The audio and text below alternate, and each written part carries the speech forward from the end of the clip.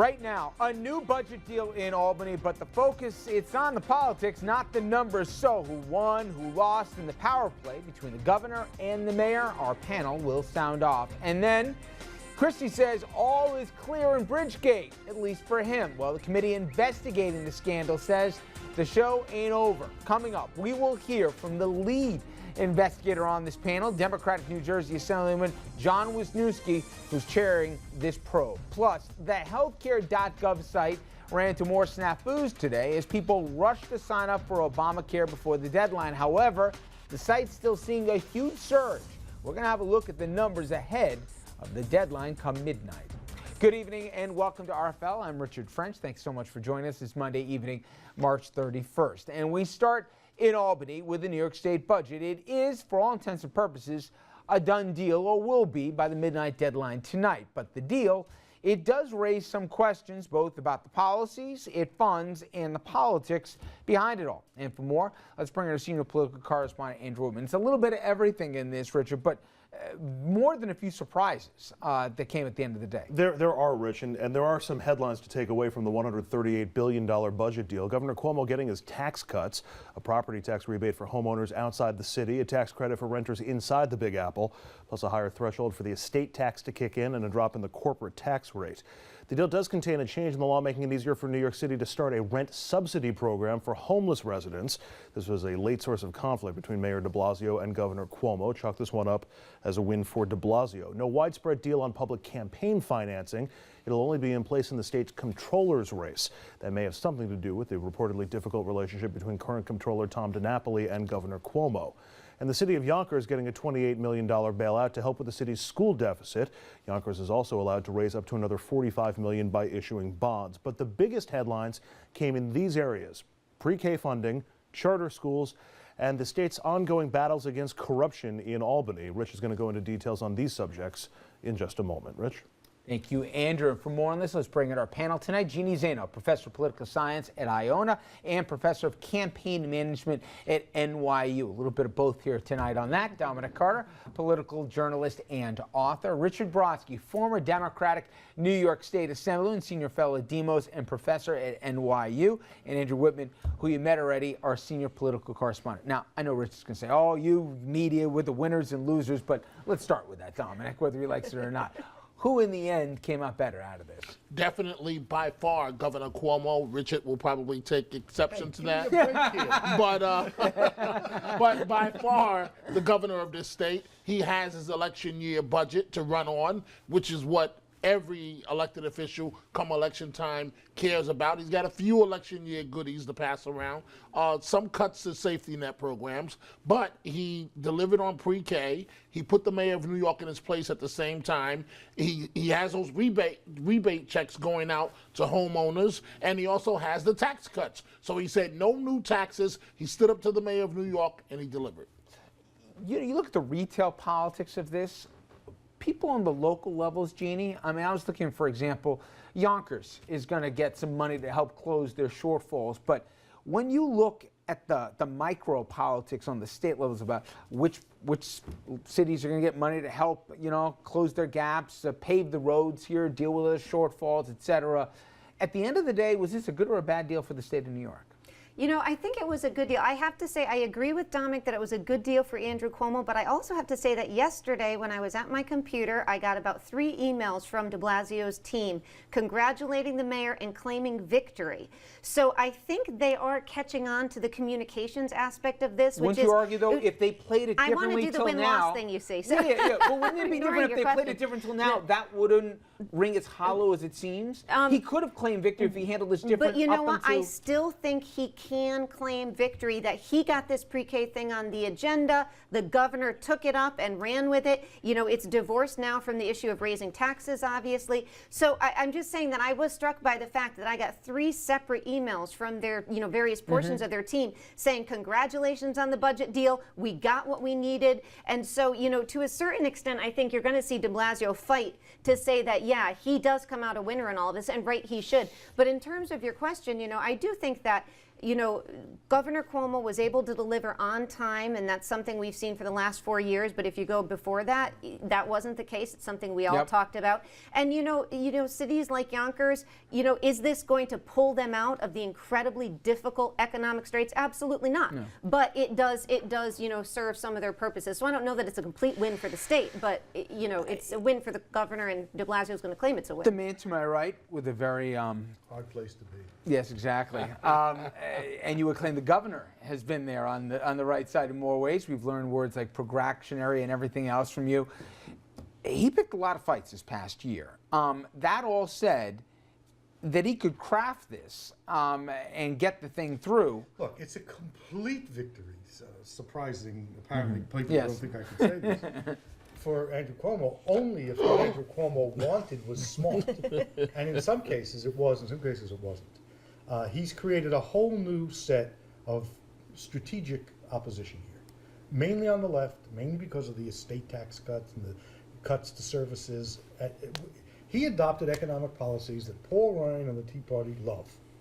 Whether that sells with a progressive base in New York, which is in both the Democratic Party and the Working Families Party, that's a big if. But he obviously calculated, didn't matter. Where else are they going to go? He calculated or he made a bad decision. There is that. De Blasio got his clock clean. Yeah. And this declaring a victory thing is strange. The headline in the New York Times said, city gets $300 million. No, city does not get $300 million. City gets up to $300 million only if they spend the money. There isn't anybody in the world who thinks that they can push $300 million out the door on pre-K in 1 year. So, Though the mayor had been asking for $340 million for pre-K. Part of that problem was the mayor wanted unrestricted aid.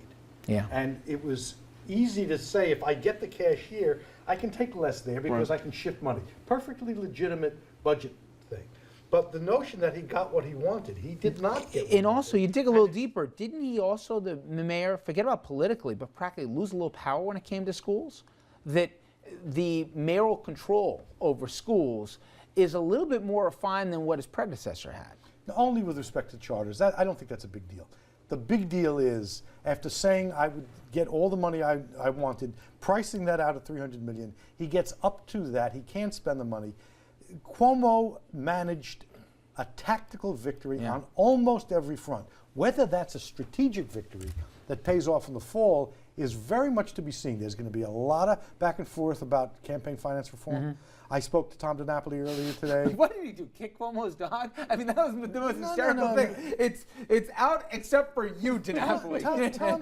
Tommy is, I like Tom. Tommy is a reformer and has always supported public campaign finance step back reform. for a second. It's gone except for DiNapoli. I mean, you have to work at that. You have to work at it. Well, I'll leave that for other people to decide. But don't let that be a reflection on Tom, who's a good fellow. Yeah. The complicated, the labor unions, the Working Families Party, the charter school stuff, the fact that teachers across the state are in an uproar.